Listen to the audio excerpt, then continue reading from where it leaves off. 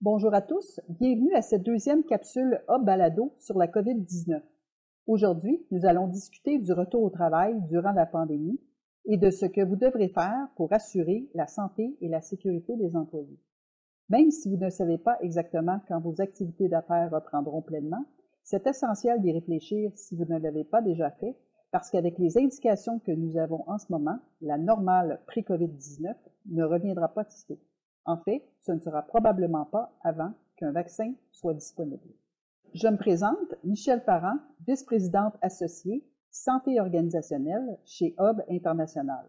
J'ai récemment joint Hub au début mars, avant le début de la crise de la COVID, suite à l'acquisition par Hub de l'équipe des avantages sociaux de Morneau-Chapelle. J'ai un peu plus de 30 ans d'expérience en santé au travail et en gestion des invalidités, tant chez les promoteurs de régime que chez les assureurs. Dans ce balado, nous allons discuter brièvement des problèmes de santé des employés avant la COVID-19, regarder les difficultés potentielles rencontrées lors du confinement et les résultats de 2 sondages qui nous donnent une idée de l'état de santé des employés pendant la pandémie. Nous allons ensuite discuter de certaines bonnes pratiques que les organisations devraient mettre en place pour le retour au travail pour assurer la santé et la sécurité de leurs employés. Et nous allons finalement passer en revue certaines ressources essentielles à consulter. Avant que nous parlions de la santé des employés lorsqu'ils reviendront, je voulais faire avec vous un bref survol de la situation au niveau des problèmes de santé des employés avant la crise du COVID-19. Un des défis majeurs était les problèmes de santé mentale et ils étaient en hausse. Sun Life rapportait en 2020 dans une analyse des réclamations d'invalidité de longue durée que 59% des employés canadiens déclarait avoir un problème de santé mentale. C'est actuellement la cause numéro 1 des invalidités de longue durée.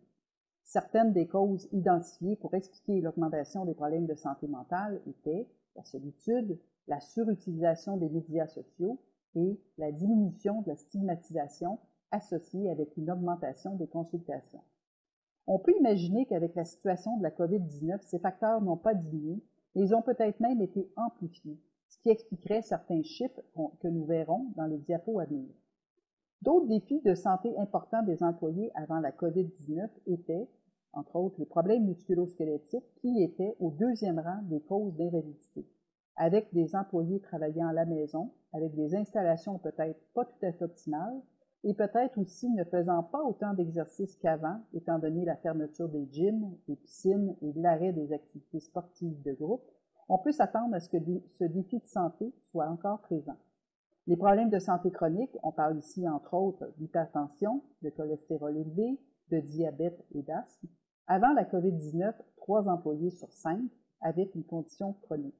Il semble que la maladie du COVID-19 soit plus sévère chez plusieurs personnes qui ont une condition chronique. Ils sont donc plus à risque. Certains employés avec des conditions chroniques voudront peut-être être exclus du retour au travail par crainte d'attraper le virus et d'avoir des complications. Donc, il y avait la situation avant le confinement. Tous n'auront pas vécu le confinement de la même façon. Pendant le confinement, certains individus vont avoir eu des expériences et des difficultés différentes. Certains d'entre eux auront peut-être aussi passé un bon moment et développé un nouveau hobby et ils n'envisagent pas le retour au travail de manière positive. Pour d'autres, ils ont peut-être eu des difficultés financières, ils sont peut-être tombés malades ou ils ont vécu la perte d'un proche et certains auront développé un problème de dépendance ou peut-être même ils ont vécu de la violence domestique. Avant de parler de ce que vous devrez faire pour le retour au travail, je voulais partager avec vous le résultat de 2 sondages qui nous donnent de l'information sur comment les Canadiens et les Québécois se sentent présentement pour vous aider à mieux comprendre l'importance des mesures que vous devrez mettre en place pour favoriser un retour au travail en douceur. Le premier est un sondage de Morneau-Chapelle sur l'indice de santé mentale auprès de 3000 Canadiens. Le sondage s'est tenu entre le 27 et le 30 mars dernier. Il nous montre que l'indice de santé mentale a diminué de 12 points lorsqu'on le compare aux résultats des 3 années précédant la COVID-19. Ils n'ont jamais vu une baisse aussi importante de l'indice depuis qu'ils ont commencé à mesurer l'indice de santé mentale. Il est intéressant de noter que ceux qui croyaient que les perturbations personnelles associées à la pandémie dureraient plus longtemps étaient plus enclins à avoir un effet plus négatif sur leur santé mentale causée par la pandémie. 80% des répondants ont identifié que la pandémie avait un impact négatif sur leur santé mentale. Ceux qui ont des enfants sont plus susceptibles que ceux qui n'en ont pas d'identifier un impact négatif de la pandémie sur la santé mentale. Il y avait une plus grande baisse de l'indice pour ceux qui étaient sans emploi, pour les femmes, pour les plus jeunes et ceux qui n'avaient pas d'économie d'urgence. Les préoccupations ou craintes les plus fréquemment identifiées comme ayant un impact sur la santé mentale étaient l'impact financier de la pandémie, le décès d'un proche, la crainte de tomber malade, l'incertitude sur la manière dont la pandémie affectera la famille et les relations, et finalement, la majorité des répondants ont dit qu'ils croyaient que les perturbations seraient terminées d'ici juillet 2020. Le deuxième sondage est de Léger Marketing auprès de 1500 Canadiens. Le sondage s'est tenu entre le 1er et le 3 mai 2020. Ce qui est intéressant à ce sondage est qu'il nous donne des informations sur comment les gens se sentent par rapport à la pandémie. La majorité des gens sondés, soit 55%, ont peur de contracter le coronavirus et 44% n'ont pas peur. Ceux qui n'ont pas peur sont ceux que vous devrez convaincre de l'importance de suivre les mesures sanitaires que vous allez mettre en place dans votre milieu de travail. Mais pour la majorité, vous aurez besoin de gagner leur confiance que les mesures que vous mettrez en place seront sécuritaires pour eux. Il est donc important de commencer maintenant, si ce n'est pas déjà fait, de préparer le retour au travail. Nous ne savons pas encore comment et quand la réouverture sera complète dans chaque province, région du pays, quand un vaccin sera disponible, ce qui va entraîner la levée de plusieurs restrictions. On sait par contre que tant qu'un vaccin ne sera pas disponible, et plusieurs experts parlent d'un horizon probable de 12 à 24 mois, d'ici là, une distanciation sociale de 2 mètres sera nécessaire, un masque sera recommandé dans les situations où il est impossible de respecter une distance de 2 mètres, il faudra se laver les mains fréquemment et désinfecter les surfaces. Les déplacements seront aussi limités. Chacun des gouvernements provinciaux a maintenant fait des recommandations que les milieux de travail devront suivre en conformité avec l'Agence de santé publique du Canada. Le plan de réouverture et les recommandations varient légèrement d'une province et même d'une région à l'autre.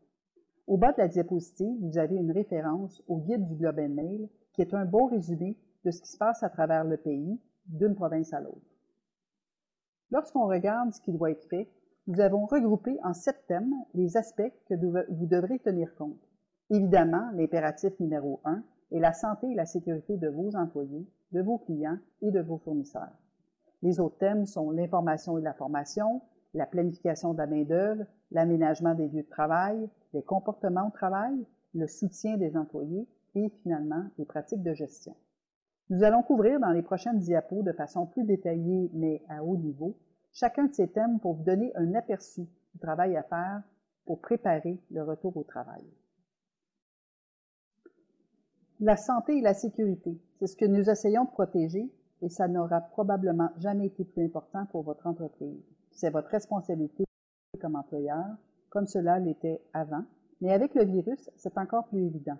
C'est votre responsabilité donc d'identifier, d'évaluer et de vous assurer que des mesures soient en place pour réduire le risque pour vos employés. Jusqu'à nouvel ordre, le télétravail, pour tous ceux qui ne sont pas essentiels, devrait continuer. Pour ceux qui viendront au travail, vous devrez établir des directives sanitaires et vous assurer qu'elles soient suivies. Elles devront comprendre, entre autres, le dépistage des symptômes et des risques à l'arrivée sur les lieux de travail. Si les employés éprouvent des symptômes, ils ne devront pas être autorisés à rentrer.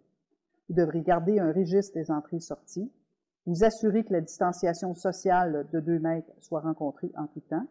Sinon, des barrières, telles que les plexiglas que vous avez vus à l'épicerie, devraient être installées ou les masques devront être portés. Il faudra peut-être marquer les distances sur le sol. Vous devrez vous assurer qu'il y a un nettoyage de mains à l'entrée et fréquemment, de désinfecter les surfaces communes touchées fréquemment et il ne devrait y avoir aucun partage d'outils ou d'espace à moins qu'ils soient désinfectés.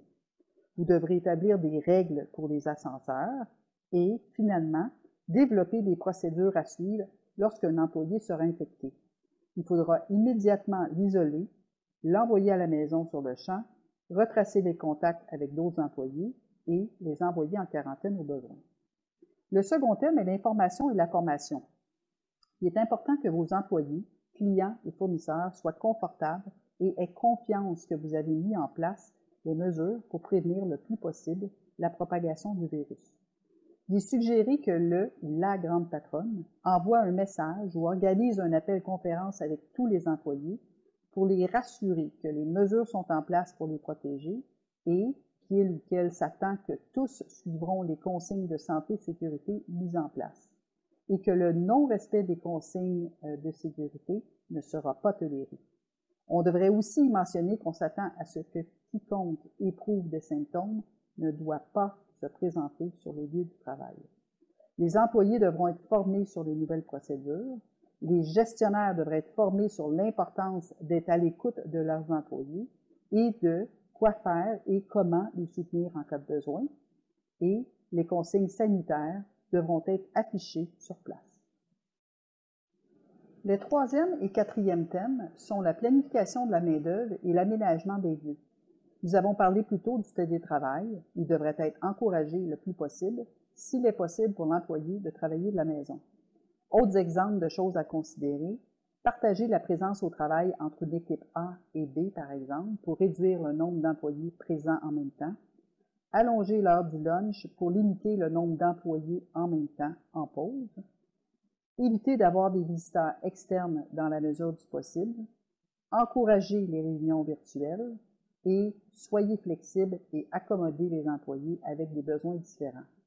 Des parents pourraient ne pas avoir de service de garde et des employés avec des conditions de santé chroniques pourraient être inquiets, et avec raison, de se rendre sur les lieux du travail. L'aménagement des lieux a été abordé plus tôt sur le thème santé-sécurité. Le cinquième thème, les comportements au travail, est essentiel. Aucune procédure ne sera utile si elle n'est pas suivie par tous. Et les superviseurs et les gestionnaires devront être des modèles. Il faut que ce soit très clair. Ne pas respecter les règles ne sera pas toléré. Le sixième thème, le soutien aux employés, est primordial pour le succès dans le retour au travail. Comme mentionné précédemment, tous n'ont pas eu la même expérience pendant le confinement. Nous avons tous nos différences individuelles et nous ne réagissons pas tous de la même façon devant les situations ou l'adversité. Il est recommandé que les superviseurs aient une discussion de 1 à 1 avec chaque employé avant le retour. Idéalement, ils ont maintenu le contact avec les employés en télétravail ou ceux qui ont été mis à pied temporairement, mais s'ils ne l'ont pas fait, c'est encore plus important de le faire au retour. Vous devriez aussi promouvoir le programme d'aide aux employés si vous en avez un, ou peut-être vous voudrez songer à en mettre un en place. Vous pourriez aussi promouvoir les ressources psychologiques de votre programme d'avantages sociaux. Et il y a aussi des ressources en santé mentale gratuites offertes sur les sites du gouvernement du Québec à Aller mieux ou le gouvernement fédéral à Espace Mieux-être Canada. Finalement, le septième thème, les pratiques de gestion. Nous avons vu précédemment que, selon le sondage Léger Marketing, 55% de la population canadienne a peur de contracter le virus. Vous avez un défi de rassurer vos employés pour qu'ils se sentent en sécurité et veuillent retourner au travail. Nous vous conseillons donc d'être le plus transparent possible et de vous assurer que les règles soient suivies et discutées en équipe et de réajuster avec le feedback que vous obtiendrez. Si vous avez un cas de COVID-19, il est probable que vous en ayez un. Soyez prêt à réagir de façon diligente et rapide selon le plan que vous aurez mis en place. Gardez la confidentialité dans la mesure du possible. Communiquer, communiquer et communiquer est clé pendant cette période difficile. Et assurez-vous que les superviseurs et les gestionnaires soient flexibles dans la mesure du possible et puissent aider les besoins différents des employés. Maintenant, je voudrais attirer votre attention sur quelques ressources disponibles pour vous aider à développer ou bonifier votre plan de retour au travail. La CNESST, ou la Commission des normes de l'équité et de la santé et de la sécurité du travail, a développé et mis en ligne d'excellents outils gratuits pour vous aider à planifier le retour au travail. appelé Trousse COVID-19. On y retrouve le guide des normes sanitaires en milieu de travail, 9 aides-mémoires sous forme de liste de vérification, une affiche à télécharger, des outils supplémentaires pour 13 secteurs d'activité spécifiques. La CNESST bonifie et met à jour régulièrement les outils qui sont disponibles sur le site à cnesst.gouv.qc.ca. D'autres ressources qui pourraient vous être utiles, au Québec, le guide de l'Ordre des conseillers en ressources humaines ou CRHA, Gérer le retour au travail, qui est disponible gratuitement sur leur site. Au Canada, le Centre canadien d'hygiène, de santé et de sécurité du travail, CCHSST, a aussi plusieurs outils en ligne pour assurer la santé et la sécurité de vos employés. L'Agence de santé publique du Canada peut aussi vous être une bonne référence si vous cherchez davantage d'informations. Étant donné la situation qui évolue rapidement, il est important qu'une personne ou une équipe dans votre organisation soit responsable d'être à l'affût pour que vous soyez mis au fait des développements et que vous adaptiez votre plan aux besoins. Finalement, comme mentionné précédemment, il ne faut pas sous-estimer l'impact sur la santé mentale que la pandémie a et aura eu sur les employés qui ont vécu cette période difficile dans des contextes différents. Plusieurs organisations ont donc mis des outils gratuits à la disposition du public. Le premier outil de l'INSPQ, l'Institut national de santé publique du Québec, est davantage pour vous et pour vous aider à réduire les risques psychosociaux dans votre milieu de travail, et ces outils-là sont sous forme de liste de vérification. Le deuxième, c'est le site Aller mieux du gouvernement du Québec qui donne de l'information sur la santé mentale. Le troisième, c'est le site de l'Ordre des psychologues du Québec qui donne des conseils psychologiques et des informations au grand public. Et finalement, le gouvernement du Canada, en collaboration avec différents organismes, dont OMOOD, notre partenaire de PAE, qui, avec son site Espace Mieux-être Canada, offre divers outils en santé mentale, des auto-évaluations, des cours autoguidés, du coaching de groupe et des séances de consultation par SMS ou par téléphone. Donc, en résumé, nous vivons tous dans un moment sans précédent. 60% des travailleurs canadiens avaient des problèmes de santé chronique avant la COVID. La situation actuelle n'aura pas amélioré la situation. Les employés aux prises avec des problèmes de santé chronique pourraient être inquiets et ne pas vouloir se présenter au travail. Au niveau de la santé mentale, l'indice de santé mentale de Morneau-Shepell nous indique que la pandémie a eu un effet néfaste sur la santé mentale des employés. Au retour au travail, les employeurs devront être plus flexibles qu'ils ne l'ont jamais été et devront s'assurer que les employés ont confiance que leur milieu de travail soit sécuritaire pour eux. Nous vous recommandons donc que vous discutiez de votre plan de retour au travail avec vos syndicats si vous en avez un. Sinon, considérez créer un groupe consultatif avec des représentants des employés qui pourront vous donner du feedback et le coût des employés au fur et à mesure que la situation évolue. Accueillez vos employés et informez-les des nouvelles procédures et faites un rappel des ressources disponibles en santé mentale. Assurez-vous que chacun des employés rencontre individuellement son superviseur ou gestionnaire. Assurez-vous de mettre en place les directives de santé et de sécurité de la CNESST pour votre secteur. Préparez votre plan d'intervention en cas d'une infection d'un employé à la COVID-19. Et finalement, communiquez de façon régulière et soutenue et répondez aux questions et préoccupations des employés. Étant donné que nous devrons tous nous adapter à la nouvelle normalité et que j'ai fait un baccalauréat en biologie avant de m'intéresser à la santé au travail, j'ai étudié la théorie de la sélection naturelle de Darwin en profondeur. Je ne pouvais terminer ce balado sans mentionner que je vois cette situation dans laquelle nous sommes tous comme une opportunité pour les individus et les organisations de faire des changements durables pour assurer la survie de notre espèce et de nos organisations, ce qui devrait, à long terme, avoir des effets bénéfiques pour tous. Nous espérons que cette capsule vous a été utile, qu'elle vous aura permis de réfléchir davantage sur le retour au travail. Cette situation est nouvelle pour tous et nécessite qu'on prenne le temps de bien faire les choses. Comme disait notre premier ministre du Québec il n'y a pas si longtemps, on ne fait pas cela pour le plaisir. Pour certains, c'est une question de vie ou de mort. N'hésitez pas à communiquer avec votre conseiller HOB pour plus d'informations ou pour répondre à vos questions. Je vous souhaite bon succès. Merci pour votre écoute.